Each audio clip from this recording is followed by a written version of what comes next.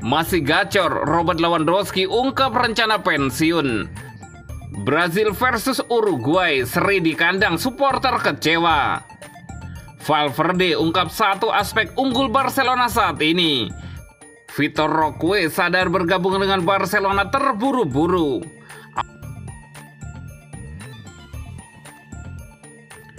Masih gacor, Robert Lewandowski ungkap rencana pensiun.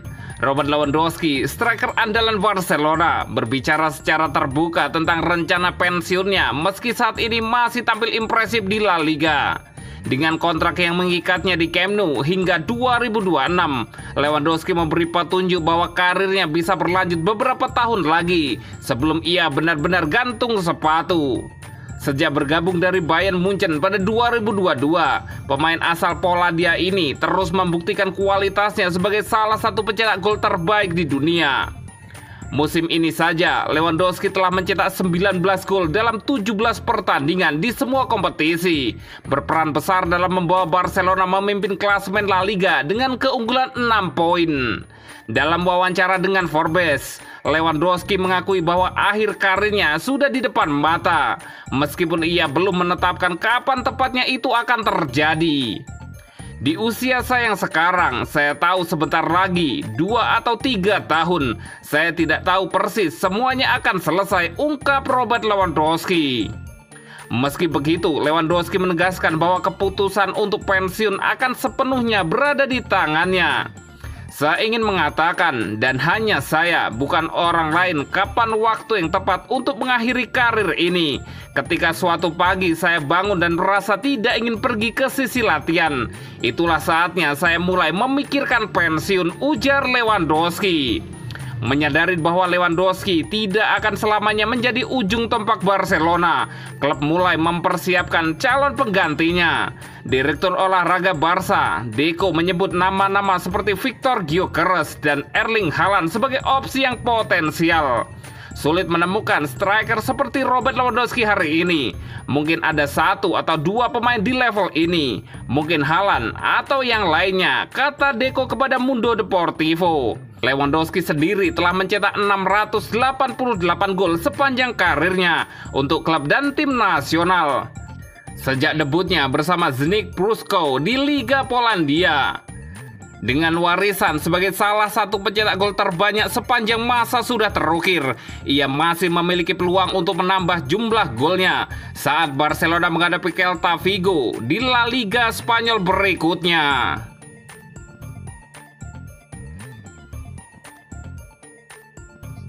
Brazil versus Uruguay, seri di kandang, supporter kecewa. Brazil gagal menang atas Uruguay di kandang sendiri dalam lanjutan kualifikasi Piala Dunia 2026. Brazil pun disoraki supporternya sendiri.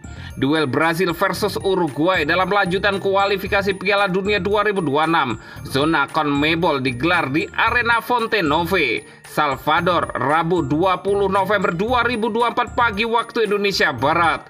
Kedua tim harus puas berbagi poin usai bermain imbang 1-1. Brasil kebobolan lebih dulu setelah Feder Valverde mencetak gol pada menit 55. Tuan rumah baru menyamakan kedudukan 7 menit kemudian lewat sepakan Gerson.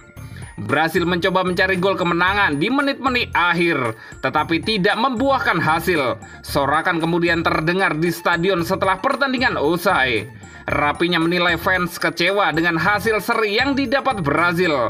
Pemain Barcelona itu merasa Brasil sudah tampil habis-habisan. Saya kira sorakan itu lebih ke gara-gara hasil, karena menurut saya kami sudah memberikan segalanya, ujar rapinya. Saya bangga kepada mereka yang bermain dan bahkan yang ada di bangku cadangan.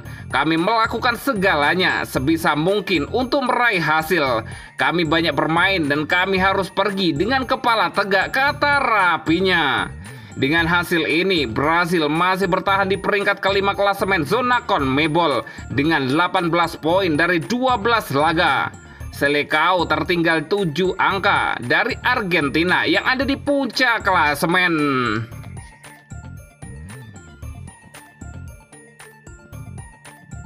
Valverde ungkap satu aspek unggul Barcelona saat ini. Kekalahan telak dari Barcelona di Santiago Bernabeu mengungkap bahwa Real Madrid sedang tertinggal dari sang rival. Federico Valverde akui Barca sedang dalam kondisi terbaiknya. Real Madrid kalah 0-4 saat menjamu Barcelona di Santiago Bernabeu pada akhir Oktober lalu. Sama kuat 0-0 di babak pertama. Los Blancos digelontor 4 gol selepas jeda. Robert Lewandowski membawa Barca unggul lewat 2 gol berdekatan pada menit 54 dan 56. Lamine Yamal dan Rafinha lantas memastikan kemenangan tim tamu lewat gol pada menit 77 dan 84. Saat ini Madrid tertinggal 6 poin dari Barcelona dengan 1 laga masih di tangan. Selisihnya memang relatif belum jauh, tapi ada nuansa bahwa Madrid butuh berbenah. Sebab mereka juga keteteran di ajang lain semisal Liga Champions dengan kekalahan dari Lille dan AC Milan.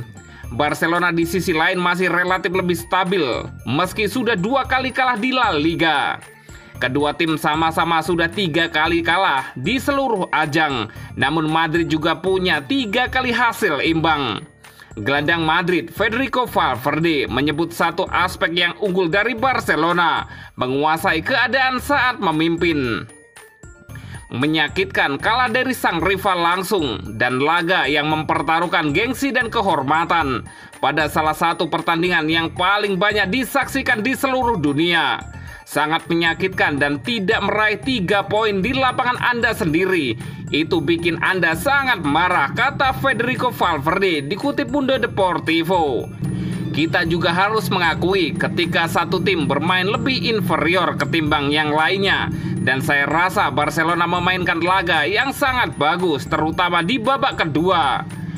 Babak pertama itu sangat seimbang, tapi gol itu mengubah segalanya, kata Valverde. Mereka mencetak gol kedua dan itu melampaui urusan taktik atau sepak bola, dan Anda jadi agak menggila. Mereka bermain sangat baik, mereka tahu cara menangani situasi saat sedang unggul, dan begitulah mereka memainkan peran yang bagus di Bernabeu, imbuh Valverde.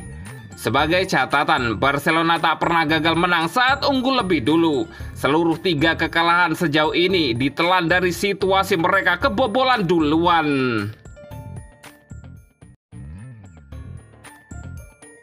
Vitor Roque sadar bergabung dengan Barcelona terburu-buru. Awal karir Vitor Roque di Spanyol tidaklah mudah, tetapi sejak bergabung dengan Real Betis dengan status pinjaman pada musim panas, segalanya tampak membaik. Pemain asal Brasil itu kesulitan mendapatkan kesempatan selama 6 bulan pertamanya sebagai pemain Barcelona, dan hal itu akhirnya membawanya pindah ke Los Verdes Blancos untuk musim 2024-2025.